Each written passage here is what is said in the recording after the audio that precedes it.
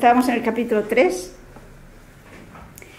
y habíamos seguido todo lo que era la tentación del diablo, ¿no? Y cómo efectivamente creen más al diablo que a la serpiente, es decir, al diablo que a Dios, y comen. Entonces vimos cuál es la consecuencia. El diablo lo había dicho: se abrirán vuestros ojos y seréis como Dios. Y nos dice con mucha ironía el autor, ¿no? Se le abrieron los ojos, pero vieron que habían perdido dignidad, ¿no? Que estaban desnudos, etcétera, etcétera. Bien, entonces habíamos visto, lo último era cómo Dios llama a que entren dentro de sí y se den cuenta por qué están en esa situación de huida de Dios. Bien, entonces, después de ver lo que Dios dice a Adán y lo que Dios dice a Eva, ahora vamos a ver lo que Dios dice a la serpiente. Capítulo 3, versículos 14 al 15. Entonces Yahvé Dios dijo a la serpiente: por haber hecho esto, maldita seas entre todas las bestias y entre todos los animales del campo. Sobre tu vientre caminarás y polvo comerás todos los días de tu vida. Enemistad pondré entre ti y la mujer, entre tu linaje y su linaje. Él te pisará la cabeza mientras acechas tú su calcañar. Yo no sé si les llama la atención que mientras que Adán le dijo ¿por qué lo has hecho? Y a Eva ¿por qué lo has hecho? Es decir, llama a que reflexione y cambie. Fijemos que con la serpiente no hace así. Con la serpiente Dios comienza diciendo: por haber hecho esto, maldita serás entre todas las bestias. Es decir, comienza castigando a la serpiente, comienza maldiciéndola, no le llama a conversión. ¿Y por qué a la serpiente, es decir, al diablo, no lo llama a que reflexione y cambie? Precisamente porque por su condición de ángel no es capaz. El diablo no es capaz de conversión, no puede. Al ser ángel, al ser espíritu, no tiene posibilidad de cambiar. Fijaos qué es lo que nos ocurrirá a nosotros después de la muerte. Después de la muerte no tenemos ya posibilidad de cambiar. Es mientras estamos en esta vida que podemos cambiar. Y por lo tanto, fijemos que Dios empieza diciéndole cuáles serán las consecuencias de eso que ha hecho. El diablo odia a Dios. El diablo odia, por lo tanto, todas las obras de Dios. Y es un prepotente. El pecado del diablo, sin duda alguna, fue la soberbia.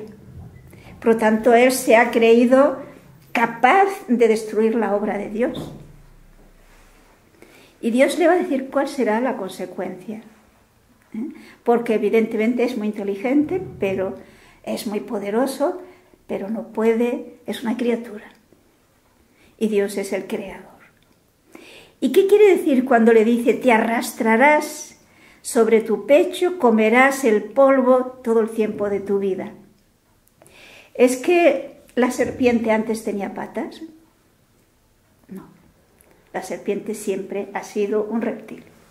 Y además las palabras no van dirigidas al animal, a la serpiente. Van dirigidas a lo que simboliza esto, que no lo dijo el Apocalipsis, ¿no? Se llama diablo y Satanás. Para entender qué le quiere decir Dios con esta expresión de que se arrastrará y que lamerá el polvo, vamos a leer algunos otros textos de la Biblia que emplea un término semejante y nos ayudará a entenderlo. Podemos ver en el profeta Miqueas. Miqueas lo tenemos cerca ya del Nuevo Testamento. En el capítulo 7, los versículos 16 y 17. Verán las naciones y se avergonzarán de toda su prepotencia, pondrán en la boca la mano y sus oídos quedarán sordos.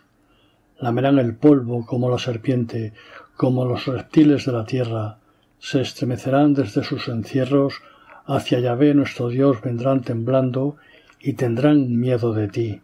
Fijémonos que aquí el profeta Miqueas se refiere a unos enemigos del pueblo de Dios. Entonces, cuando le dice que lamerán el polvo, ¿qué les está diciendo? Que van a ser vencidos. ¿La ven, no? Veamos otro texto en el mismo sentido, es decir, van a ser humillados, porque personas inferiores les van a vencer. Fijémonos en el Salmo 72, el versículo 9, y podríamos ver muchos más. Su boca se atreve con el cielo y su lengua recorre la tierra. Y podríamos buscar más textos. Por lo tanto, fijémonos que es una manera de expresar que una persona va a ser humillada, que va a ser un pueblo, una persona, ¿no?, que es prepotente, que se cree superior a los demás, que se cree victorioso siempre, etcétera, es decir, un soberbio. Sin embargo, va a ser vencido. Y lógicamente esto es una tremenda humillación. Por lo tanto, aquí fijémonos que lo que Dios le promete, con lo que Dios le amenaza, por decirlo así, las consecuencias que va a tener ese acto del diablo que ha querido destruir la obra de Dios, es que personas, es decir, que seres humanos, que porque son por lo tanto de naturaleza inferior a él, le van a vencer. Y en realidad fijémonos que aquí no quiere decir, espero que me entiendan, que Dios odie al diablo. No. Dios ama todo lo que ha creado. Sencillamente le está diciendo cuál será la consecuencia de lo que está haciendo. ¿Por qué? Porque Dios no puede permitir que destroce su proyecto. Y según la carta a los Efesios, el proyecto de Dios al crear al hombre, recordemos desde antes de la creación del mundo, es que seamos santos e inmaculados en su presencia por el amor y que quedaremos recapitulados en Cristo. Y eso se va a realizar. Y se va a realizar a pesar de esto que ha hecho el diablo, que ha querido evitarlo, haciendo que la humanidad se aleje de Dios. Por lo tanto,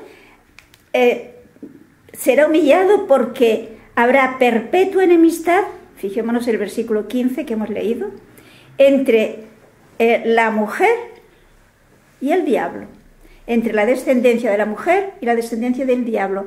Y esa descendencia de la mujer emplea un pronombre masculino, o sea, no se trata de la mujer sino su hijo, aplastará la cabeza del diablo.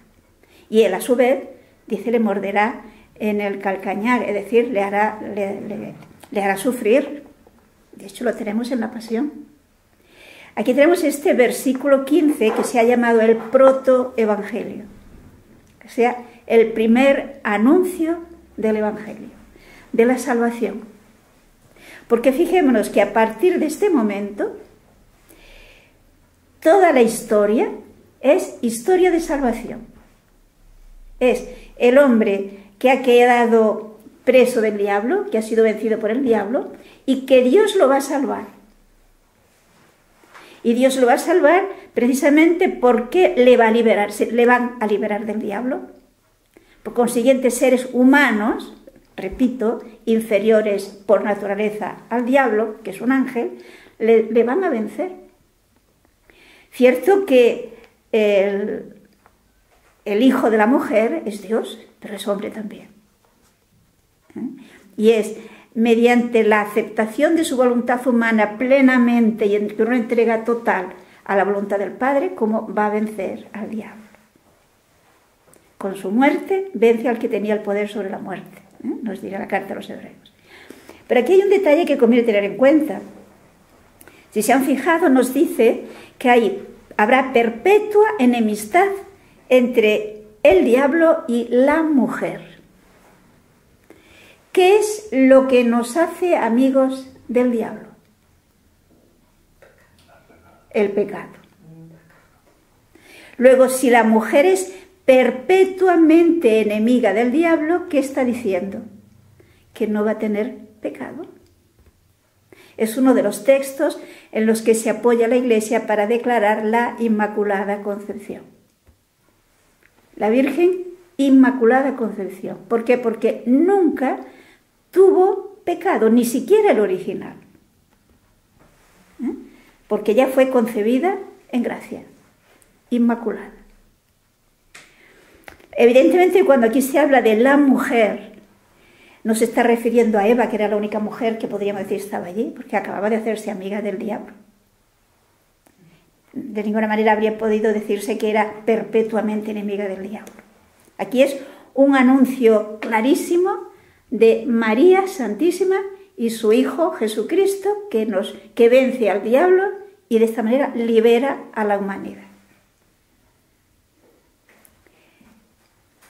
Y ahora es, por lo tanto, la primera profecía mesiánica. Y ahora a continuación le va a decir al hombre y a la mujer primero y al hombre después, cuáles serán las consecuencias de ese pecado que han cometido. Pero yo quisiera que viéramos claramente que no se trata de que tú has hecho eso, pues ahora en consecuencia yo te hago que tengas aquello otro. No. Sencillamente le hace entender que todos nuestros actos tienen consecuencias. Y somos responsables de esas consecuencias cuando hacemos el acto.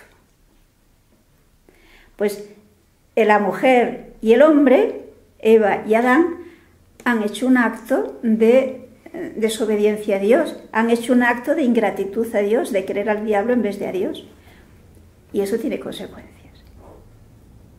Y es lo que ahora nos va a ir explicando en los textos que siguen. Versículos desde el 16 podemos leer hasta el 19. A la mujer le dijo: tantas haré tus fatigas cuantos sean tus embarazos, con dolor parirás los hijos, hacia tu marido irá tu apetencia y él te dominará. Al hombre le dijo: por haber escuchado la voz de tu mujer y comido del árbol del que yo te había prohibido comer, maldito es el suelo por tu causa, con fatiga sacarás de él alimento todos los días de tu vida. Es decir, fijémonos que estos versículos nos dicen claramente que si hoy existe el sufrimiento, no es porque Dios nos creara para sufrir, sino que es una consecuencia del pecado. Es una consecuencia de habernos alejado de Dios. Cristo viene a redimirnos. Y entonces fijémonos que lo que Cristo hace es no librarnos del sufrimiento en sí, porque Él mismo asumió ese sufrimiento, sino cambiarlo de signo. Ahora, el sufrimiento es redentor. El sufrimiento aceptado con amor, como Cristo, igual que Cristo, podemos colaborar a la salvación de los demás. ¿Se acuerdan aquel texto de San Pablo a los Colosenses cuando dice: suplo en mi carne lo que falta a la pasión de Cristo por su cuerpo, que es la Iglesia? O sea, él es consciente que el sufrimiento que él tenía en aquel momento que estaba preso en la cárcel, unido al de Jesús, y por lo tanto aceptado como Jesús aceptó el suyo, estaba colaborando a la salvación del mundo. Ahora yo quisiera hacer un pequeño inciso que más que nada, porque yo creo que a veces se dicen cosas popularmente que parece ser que tienen fundamento, dicen ser que tienen fundamento en la Biblia, y no es cierto. Por una parte, no sé si se fijan que el texto en ningún momento nos ha hablado de la manzana. Se habla del fruto del árbol, de la ciencia, del bien y del mal. Pero de manzana, nada. Por otra parte, si nos fijamos, con mucha frecuencia se nos presenta la manzana mordida, ¿no?, como símbolo de tentación de tipo sexual. Sin embargo, en el texto bíblico, si nos fijamos, el pecado ciertamente no fue un pecado de tipo sexual. No sé si se dan cuenta. Primero, razón por la que no podemos pensar que era un pecado de tipo sexual. Dios había dicho a aquella primera pareja que Dios crea: creced y multiplicaos. Y tenían una naturaleza íntegra. Por lo tanto, no había desorden en sus inclinaciones naturales. Luego, por ahí no podía venir ningún tipo de tentación. El pecado de nuestros primeros padres ciertamente fue un pecado de soberbia. Fue un pecado de querer independizarse de Dios, de querer organizar su vida sin tener que tener en cuenta lo que Dios le dice. Seréis como dioses, le dijo el diablo. Lo cual quiere decir, vosotros podéis definir qué cosa está bien y qué cosa está mal, qué cosa es lo que os conviene, decir, seréis libres.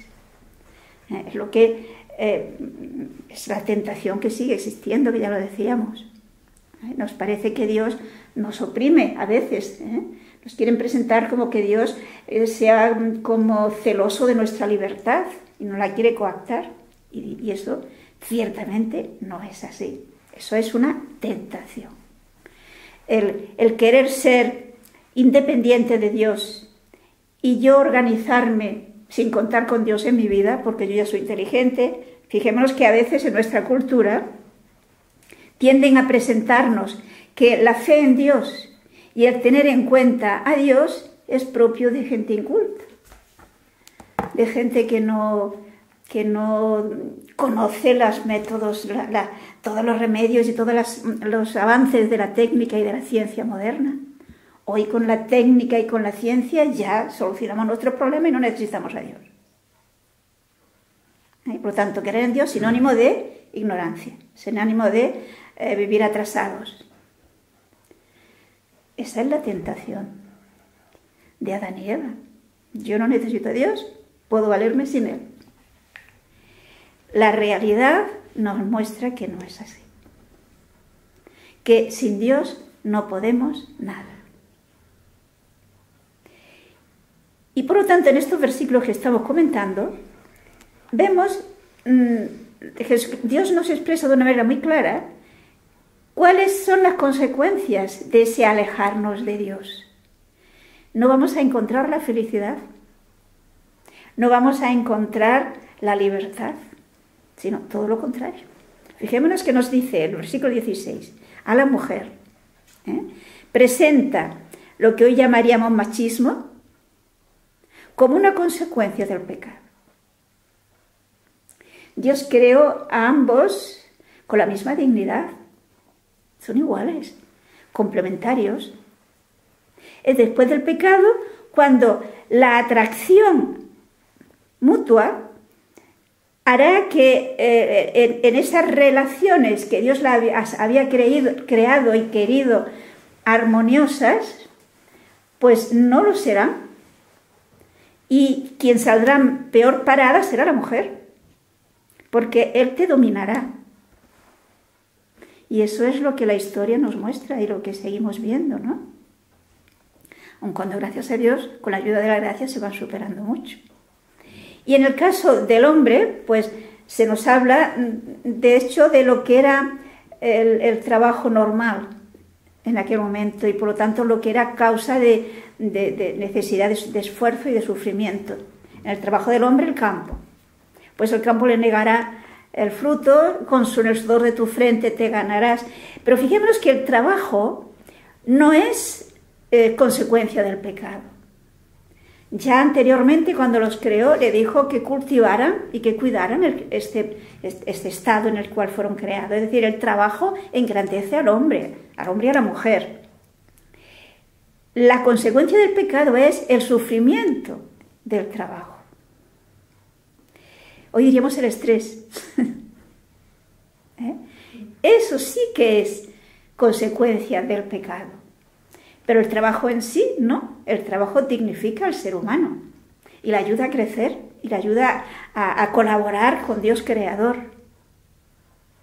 De tal manera que hoy día todo este avance que tenemos en la técnica y en la ciencia, pues no es sino el cumplimiento del proyecto de Dios que quiere que estudie, que avance y que desarrolle la creación. Pero dependiendo de Dios, sin desconectar de Dios. Y el versículo 19 se nos dice muy claro otra consecuencia del pecado. Es que volverá al polvo. Es decir, la muerte es consecuencia del pecado. Y por eso Cristo, con la redención, también nos libra de la muerte. Y esperamos la resurrección de los muertos, en el cual ya la muerte será definitivamente vencida. Recordemos que en el Apocalipsis, quizá podíamos leer el texto, en el capítulo 21 del Apocalipsis, los versículos 3 y 4. Y oí una fuerte voz que decía desde el trono: Esta es la morada de Dios con los hombres. Pondrá su morada en ellos, y ellos serán su pueblo, y él, Dios con ellos, será su Dios. Y enjugará toda lágrima de sus ojos, y no habrá ya muerte, ni habrá llanto, ni gritos, ni fatigas, porque el mundo viejo ha pasado. Todo esto que tenemos ahora viviendo, que tenemos entre nosotros, que es consecuencia del pecado original, pertenece al mundo viejo. Cuando tengamos la plenitud de la obra creadora de Dios llegada, digamos, esta obra de creadora de Dios llevada a su plenitud gracias a Cristo, gracias a la redención, entonces la muerte ya no existirá. Ni llanto, ni sufrimiento. Todo eso pertenece al pasado. Otro texto también muy claro, la primera carta a los Corintios, en este mismo sentido. En el capítulo 15, todo el capítulo 15 habla de este tema, pero solo vamos a leer unos pequeños versículos sueltos. Primero el versículo 26 y luego 54 al 57. El último enemigo en ser destruido será la muerte. Y cuando este ser corruptible se revista de incorruptibilidad, y este ser mortal se revista de inmortalidad, entonces se cumplirá la palabra que está escrita: La muerte ha sido devorada por la victoria. ¿Dónde está, oh muerte, tu victoria? ¿Dónde está, oh muerte, tu aguijón?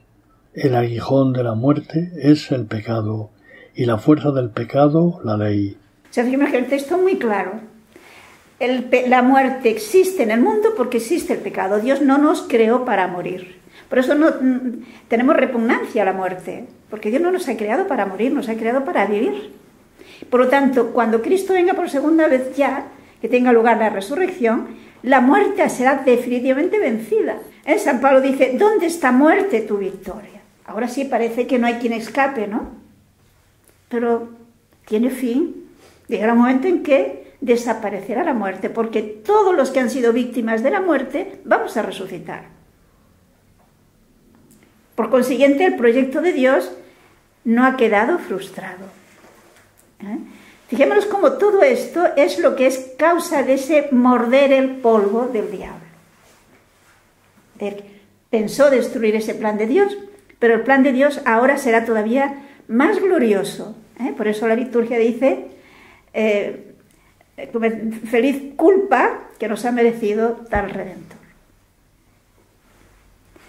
Pero aquí se nos va diciendo, pues, la realidad de en qué situación ha quedado la humanidad como consecuencia del pecado de ellos y el que hemos ido añadiendo.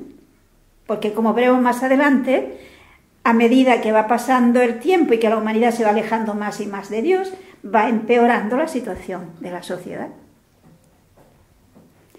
Con la ayuda de la gracia, en la medida que vamos dando testimonio de Cristo y aceptando el mensaje de Cristo y viviendo como consecuencia de acuerdo con el proyecto de Dios, se va mejorando la sociedad. Depende de nuestra respuesta a la obra de Dios, porque Dios nos trata como seres libres, no nos obliga. Pero vamos a continuar y veremos el resto, ¿no?, de las consecuencias del pecado. Hemos leído hasta el versículo 19, ¿verdad? Pues leamos desde el versículo 20. Leamos el 20 y el 21. El hombre llamó a su mujer Eva por ser ella madre de todos los vivientes. Yahvé Dios hizo para el hombre y su mujer túnicas de piel y los vistió. Bueno, aquí tenemos dos detalles. Primero, Adán pone a Eva el nombre de, a su mujer el nombre de Eva, que significa vida, ¿no? Significa madre, dice aquí el texto. precisamente por ser la madre de todos los vivientes, es decir, todos los seres vivos, todos los seres humanos que han ido naciendo, son hijos de Eva y son hijos de Adán. Pero fijémonos que en realidad la madre de todos los vivientes, en el sentido sobrenatural, no es Eva. ¿Quién es? La Virgen María. María, la Virgen María, sí que es la madre de todos los vivientes. Ella nos engendra espiritualmente. Pero el versículo 21 nos revela una vez más la fidelidad de Dios y el amor de Dios. Fijémonos que Dios, que podríamos decir se podía haber sentido despreciado por el hombre, ¿no? Ante esa ingratitud del ser humano, del hombre y de la mujer, haber dicho, pues mira, ya lo arreglaréis vosotros. Y no. Dios sigue fiel al hombre y Dios sigue ayudando a esta pareja humana, que es lo que nos dice el versículo 21.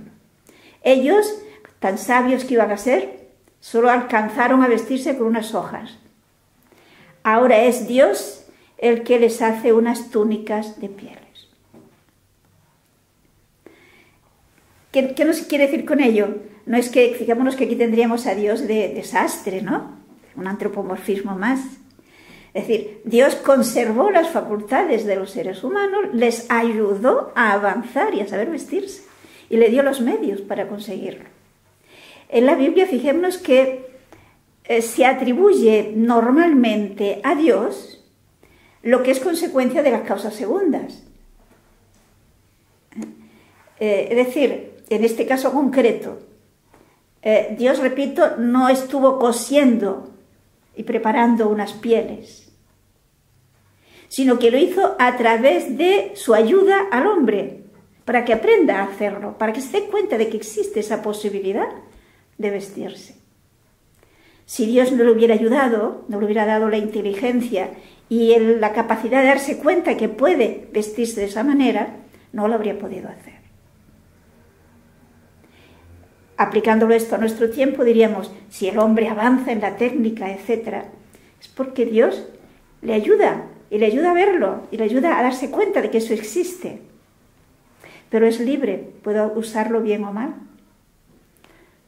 Es decir, Dios ayuda, pero siempre respetando nuestra libertad. Y ahora los versículos que siguen nos indica una vez más que por nosotros mismos no vamos a poder conseguir lo que hemos perdido. Versículos del 22 al 24. Y dijo Yahvé Dios, he aquí que el hombre ha venido a ser como uno de nosotros en cuanto a conocer el bien y el mal. Ahora pues, cuidado, no alargue su mano y tome también del árbol de la vida, y comiendo de él, viva para siempre. Y le echó Yahvé Dios del jardín del Edén, para que labrase el suelo de donde había sido tomado. Y habiendo expulsado al hombre, puso delante del jardín de Edén querubines y la llama de espada vibrante, para guardar el camino del árbol de la vida. ¿Se acuerdan lo que significaba, lo que simboliza el árbol de la vida? Es un símbolo de la inmortalidad. Recordemos que en el Apocalipsis, cuando se nos habla del mundo redimido, finalmente, después de la segunda venida de Cristo, que se nos dice que allí hay árbol de vida, ¿se acuerdan? Que da fruto los 12 meses del año, que son hojas son medicinales, etc. Es decir, de nuevo está el árbol de la vida accesible. Aquí, con una gran ironía por parte del agiógrafo, del que escribe el texto, presenta con que Dios dice, mira, ahí tenéis el hombre y la mujer, sabios como Dios, ¿no? Conocedores del bien y del mal. Ahí al hombre hecho como uno de nosotros. Es lo que le había dicho el diablo, ¿no? Pero sin embargo, ha perdido lo que tanto ansía, que es no morir. Y por sí mismo no lo puede conseguir. Esto es lo que nos viene a decir. Por lo tanto, dice, no sea que eche mano del árbol de la vida, y por lo tanto, como que Dios pone un impedimento insalvable para que no pueda llegar al árbol de la vida. Y es que hay ese querubín con una espada de fuego que impide que el hombre y que la mujer se acerquen al árbol de la vida.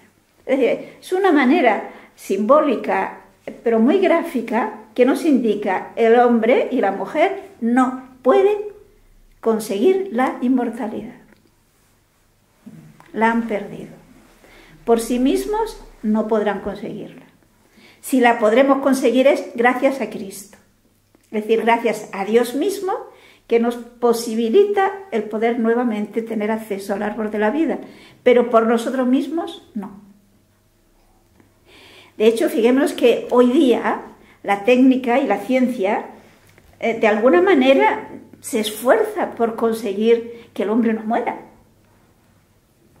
El hombre y la mujer, ¿no? Y ciertamente va consiguiendo alargar la vida. Eso no lo podemos negar. Y en su soberbia, yo diría, piensa que algún día conseguirán la inmortalidad. La inmortalidad biológica, yo he oído en sabios que pretenden esto, conseguir la inmortalidad biológica. Pero no lo van a poder conseguir. Esto es un don de Dios que el pecado ha perdido. Y que lo recibimos, repito, porque Él es bueno y nos lo ha conseguido. Porque el hombre, el ser humano, con el pecado, lo único que consigue es perjudicarse a sí mismo. Y de hecho podrá conseguir muchos avances en la técnica, en la ciencia, en la cultura, pero no puede, yo diría, no puede sanar al hombre desde el punto de vista moral, desde el punto de vista psicológico. Y tenemos hoy día la abundancia de frustraciones, de sufrimientos morales impresionantes, de una situación de insatisfacción. Incluso llega un momento en que uno escucha personas que llegan a la conclusión de que, bueno, la felicidad perfecta no es posible y vamos a aprovechar los momentos de satisfacción que nos pueda dar la vida. Es decir, fijémonos que es una manera de querer conformarse con renunciar al proyecto de Dios, que es que seamos felices. Dios no se conforma con que seamos mediocres y medianamente felices. No. Quiere la plenitud de nuestra felicidad. Pero el diablo es muy astuto y nos convence de que esa felicidad la vamos a conseguir al margen de Dios. Luego, Dios, a través de la Sagrada Escritura, nos está enseñando que no nos dejemos engañar. El Papa precisamente nos lo decía, ¿no? Estos días, que el diablo es muy astuto y nos quiere engañar. Pues que no dialoguemos con Él, que no nos lo creamos, que creamos a Dios. Él sí que nos ama y nos enseña el camino de la felicidad, que no es fácil, pero qué cosa grande que valga la pena es fácil conseguirlo. Significa empeño, interés por conseguirlo y esfuerzo. Pero Él nos ayuda para que ese esfuerzo sea efectivo y podamos llegar a la meta. Bueno, luego ahora en el capítulo 4... tenemos lo que podríamos llamar las consecuencias del pecado original. Es decir, el avance del mal a medida que la humanidad se va alejando más y más de Dios. Pero seguimos, no lo olvidemos, en prehistoria de salvación. Es decir, hay que captar el lenguaje, lo que hemos dicho otras veces. Y ahora se nos va a hablar en primer lugar, de Caín y Abel. Fijémonos, espero que me entiendan, que Caín y Abel no son de la primera generación. No son hijos en el sentido que nosotros entendemos de Adán y Eva. En el lenguaje bíblico, hijo, padre, hijo significa descendiente. Por ejemplo, se acordarán que se dice que Jesús es hijo de David, ¿no? ¿Recordáis? Que el ciego, Jesús, hijo de David, ten compasión de mí. Es hijo de David en sentido bíblico. Es descendiente, pero habían pasado siglos. entre David y Jesús. Pues en ese sentido, Caín y Abel son hijos de Adán y Eva. Y el mismo texto nos da pie a ello. Veremos que se presentan que uno es labrador, que otro cuida animales. El hombre primitivo no hacía eso. Luego veremos que Caín, cuando tiene su primer hijo, edifica una ciudad y le pone el nombre de su hijo. Una ciudad supone pobladores. No va a construir una ciudad para los que vengan después de generaciones y generaciones. Porque lógicamente la generación siguiente no era suficiente para habitar una ciudad, ¿no? Es decir, supone pobladores. Por eso la Biblia, María Berenice decía que había que leerla con los dos ojos. Fijarse en los detalles. A ver, es que pensemos que quizás hemos escuchado todas estas historias, pues un poco desde niños, ¿no? Y nos hemos quedado con esa información infantil. Entonces hay que profundizar y entender lo que, repito lo que siempre digo, lo que el autor quiso decir. Es lo que nos dice la Dei Verbum, o sea, el Concilio Vaticano II. Yo para entender la Biblia tengo que saber qué es lo que ellos, con su lenguaje, en su cultura, nos quiso decir. Entonces emplean un lenguaje, unas expresiones que en nuestra cultura significan otra cosa. Pero en el contexto, y sobre todo comparándole con otros escritos que de la misma cultura que nos hablan, pues podemos ver qué es lo que se quería decir con estas expresiones. Vamos a leer los versículos 1 al 5. Conoció el hombre a Eva, su mujer, la cual concibió y dio a luz a Caín, y dijo: he adquirido un varón con el favor de Yahvé. Volvió a dar a luz y tuvo a Abel, su hermano. Fue Abel pastor de ovejas, y Caín labrador. Pasó algún tiempo, y Caín hizo a Yahvé una oblación de los frutos del suelo. También Abel hizo una oblación de los primogénitos de su rebaño y de la grasa de los mismos.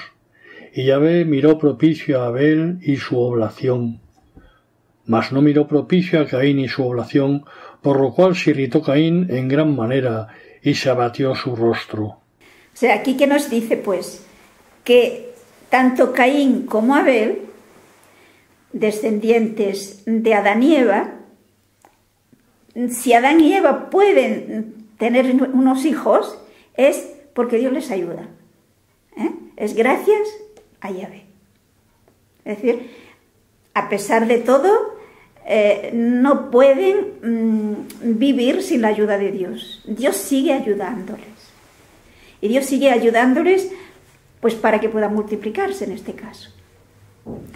Y aquí se nos habla que Abel era pastor y Caín era labrador. Esto ya es un detalle que nos indica que habían pasado tiempo. Y que ambos, en un momento dado, ofrecen sus sacrificios a Dios.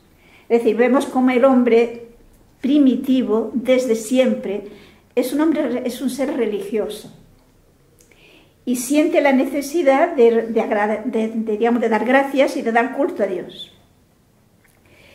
Y por lo tanto, quizás como primicias, tanto Abel como Caín ofrece de sus productos, el uno le ofrece animales y el otro le ofrece producto del campo. Se lo ofrecen a Dios. Y se nos dice que Dios se complació en el sacrificio de Abel y no así en el de Caín.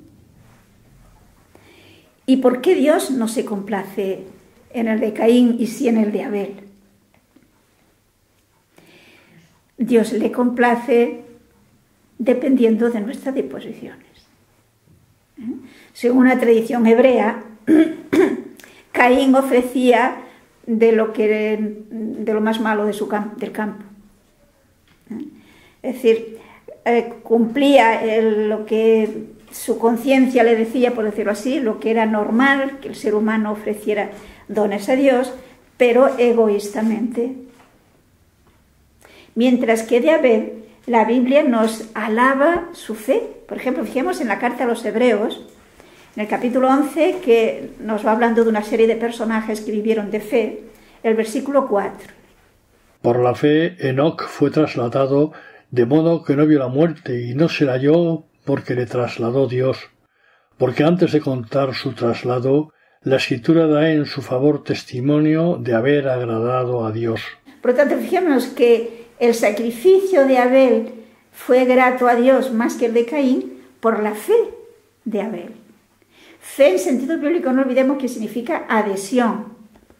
Es decir, por el amor de Abel a Dios, por su actitud sincera y de cohesión con Dios, ¿no? Mientras que Caín no. Entonces, el texto no nos dice de qué manera Dios bendecía y Dios daba a entender que se complacía en el sacrificio de Abel y no así en el de Caín. No nos lo dice. Quizás en que Abel progresaba, Abel prosperaba y Caín no. El hecho es que fijémonos que la razón por la que Caín se enfurece contra su hermano y se nos dice que anda cabizbajo, es por una razón religiosa. No sé si lo ve. Porque él se siente, por decirlo así, como menos valorado por Dios, podríamos decir, ¿no? Menos, Dios no le agrada lo que él hace, lo que él le ofrece. Y en cambio ve que Dios sí se agrada en lo que le ofrece a Abel. Lo importante es que lo que nos va a narrar aquí es un paso más en el alejamiento de Dios, en el que aparece un primer crimen, un ser humano que mata a otro ser humano. Es un avanzar en el alejamiento del proyecto de Dios, en el alejamiento de la voluntad de Dios. Y por lo tanto ir avanzando en los sufrimientos humanos, en el mal. Y esto como consecuencia del alejamiento de Dios. Abel tiene fe, ama a Dios, responde al amor de Dios, Caín no. Y por consiguiente, ese alejarse de Dios le inducirá a esto otro, esa actitud, ¿no? Pero veamos cómo Dios llama a la conciencia de Caín. Versículos 6 y 7. Yahvé dijo a Caín: ¿por qué andas irritado y por qué has abatido tu rostro? ¿No es cierto que si obras bien podrás alzarlo? Mas si no obras bien, a la puerta está el pecado acechando como fiera que te codicia y a quien tienes que dominar. Estos versículos son muy importantes para probar cómo después del pecado nuestra libertad sigue intacta. Fijémonos que Dios a través de la conciencia le habla a Caín, como nos habla a nosotros. Y le hace ver que si se encuentra en esa situación es precisamente porque sus obras no son buenas. Por consiguiente, que cambie. No es verdad que si obrabas bien andarías erguido, pero como obras mal, pues tu conciencia y tu actitud no son las correctas y no eres feliz. Y tienes inquietud y estás desasosegado. Pero, y esto es lo que es muy interesante, fijémonos que el pecado es una tentación que tiene fuerte, que tiene Caín. Y el pecado se presenta como una fiera que está acurrucada y dispuesta a abalanzarse sobre él. Pero él puede vencerla. Es decir, la libertad. Él puede vencerla. Él puede vencer esa tentación. El diablo le está tentando. Y el diablo está usando toda su astucia, toda su poder seductor, como lo empleó con Eva. Pero él puede resistirlo. Y esto sigue ocurriendo lo mismo. San Pablo nos dirá en la carta a los Corintios, si no recuerdo mal, que Dios no permite que seamos tentados por encima de nuestras fuerzas, sino que cuando la tentación es más fuerte, nos da la gracia para que la podamos resistir. Por lo tanto, aquí podemos pensar que Caín en su interior tiene una tremenda lucha entre su tentación y lo que le está diciendo su conciencia, Dios a través de su conciencia, que no debe hacer. Versículo 8. Caín dijo a su hermano Abel: vamos afuera. Y cuando estaban en el campo, se lanzó Caín contra su hermano Abel y lo mató. Posiblemente lo que pasaría es que, recordemos que los dos, su trabajo estaba en el campo, uno guardando animales y el otro labrador, ¿no? En un momento dado se encuentran y hay una discusión y Caín pues se levanta y mata a su hermano. Se trata, por lo tanto, del primer crimen, en el que es un hombre que mata a otro ser humano. Y enseguida vemos cómo Dios sale en defensa de Abel. Podemos leer solo unos versículos, versículos 9 y 10. Yahvé dijo a Caín: ¿dónde está tu hermano Abel? Contestó: no sé, ¿soy yo acaso el guardián de mi hermano? Replicó Yahvé: ¿qué has hecho? Se oye la sangre de tu hermano clamar a mí desde el suelo. De nuevo, fijémonos cómo Dios le llama a conversión. ¿Qué has hecho? Lo mismo que le dijo a Adán, y lo mismo que le dijo a Eva. ¿Qué has hecho? Pero no sé si se dan cuenta que hay un cambio en la actitud de respuesta de Adán y Eva y Caín. Si recordamos, Adán y Eva hay una actitud, se sienten un poco como embarazados, ¿no? De no saber cómo contestar a Dios. Y en este no, hay una soberbia impresionante. ¿Acaso soy yo el guardián de mi hermano? Es decir, vemos que va avanzando ese alejamiento de Dios. Pero Dios sale en defensa de Abel. La voz de la sangre de tu hermano está clamando desde la tierra. Dios no es indiferente al mal que nosotros hacemos. Y Dios está siempre de parte de la víctima. A veces se piensa que, bueno, Dios sí es tan bueno como permite tantos males que se cometen.